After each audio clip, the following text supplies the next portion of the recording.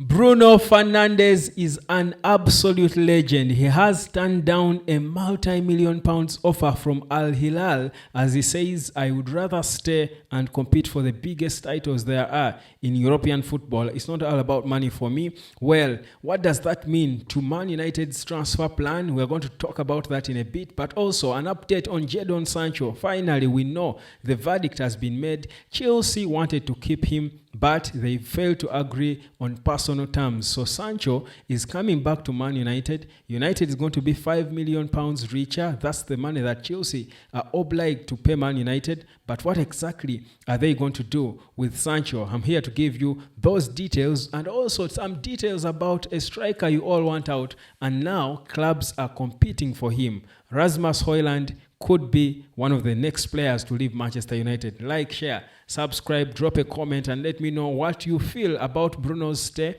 Are you happy about it? Honestly, I cannot say I'm happy or sad. I'm just, maybe I would feel bad that what I wanted did not happen, because I wanted Man United to get that money and United get another player and move on from Bruno. But it's not that if Bruno stays, it's an abomination. He's a brilliant footballer, that's without a doubt. So he's a good footballer, and if Amorim feels he should be staying in his project and Ineos feel they should be keeping him, he feels too he's not leaving because of money, it's okay. Game on, let's move on. But how is he going to fit into this team? That's the multi-million pounds question, because clearly he's not he's not a 10 no more. He's not viewed as a 10 no more. Clearly. We're going to be seeing him now as an 8. So if Bruno is staying, so definitely he's going to be staying as an 8. And that would mean Man United will be signing, if they are to sign a midfielder, it could probably be a 6 or a young 8, a backup who is going to come maybe and in the future, 3 years or so, take over from Bruno. So for me, I would still think Ederson would even make sense if Bruno is staying at Man United, because there's also a possibility that he wants to stay in Europe, but maybe not necessarily at Man United.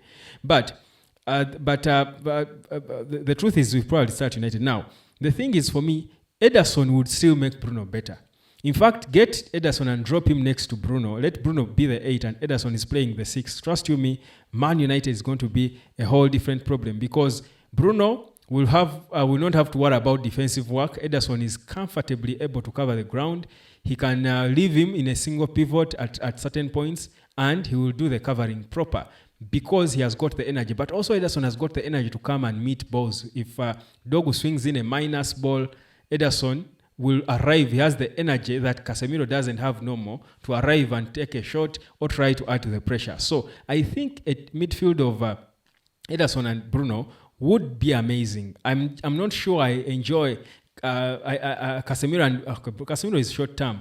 Ugarte and Bruno I don't think have worked that well, have shown us that they can be that good. So if Bruno is staying, obviously as the 8, then I think the plan then is to bring in the right profile of a number 6 that will balance it up well with Bruno in the middle. But for me, people are complaining now about this. I'm making, of course, all the noise about the striker and which striker United should bring. I'll tell you, if United get it right with these positions, like they seem to be, Mbeumo, Cunha, and Bruno, then the right number 6 next to him, Ahmad flying in from the right inverted, Dogu growing and becoming better. Any striker here, you can put there Chido Obi and you bang in them goals for fun. Any striker you bring. So for me, I have no issues with whichever striker they sign if they get the right team. And I'm interested in knowing what next with the midfield department, because Bruno and Ugarte is not enough, or Casemiro or whoever, all these players. Even Kobe, play Bruno next to Kobe, doesn't work. So who is going to be that midfielder they add to the central midfield to partner Bruno? That's the question to crack, and we are waiting for that, of course. For me, the profile of a player like Ederson, a player like Vitinha, is the profile for me I would go for. That's the kind of profile I would go for. But we are waiting to see what next is going to happen. But this is where you can see that our transfer window is taking shape. It's taking shape. These are crucial positions, and you can clearly see what Amorim has done to first sort the crucial positions in his system. And those are the wing-back position, has his two wing backs, both left-footed, and then a left-footed number 10 is what United is going for. Brighton seem to be holding out for 60 million quid, according to what we get. United are not willing to pay more than 50. We are waiting to see where that ends. The talks are certainly going to be going on now. Then Cunha already there.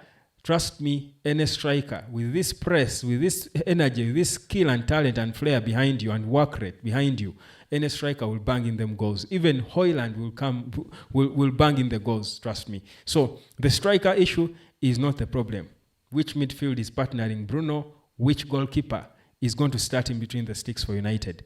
That's the question, and that's where we need to put the focus. But away from that focus and away from that, if we talk about the other things happening, so Inter Milan have also seriously put their focus on Rasmus Hojlund. I think they see him as the boy who can come and probably in the future replace their captain Lautaro Martinez, or they want him to come and learn from Lautaro a bit as they phase out Martinez. So Inter Milan has held talks on the side with his team to try and understand what it would cost for them to get him. So Hojlund is wanted. Napoli want him as well. So does Juventus. Now for Sancho, Chelsea have been in talks with Sancho to try and convince him to fit into their salary, structure. But Sancho feels no, he's not taking no pay cuts to start Chelsea. So the thing is, he's saying he knows he will get a club. So what has happened is that Chelsea have announced now that they have failed to reach an agreement on personal terms with Sancho. So Sancho will go back to United. Chelsea will pay the 5 million quid. United have already made the decision on Sancho. He's not returning. So Sancho will return to leave. Yeah, that's what is happening with Man United. I mean, who cares about Sancho? If Bruno was almost leaving, who cares about Sancho now, fam? No one cares about what Sancho does. Not now, honestly.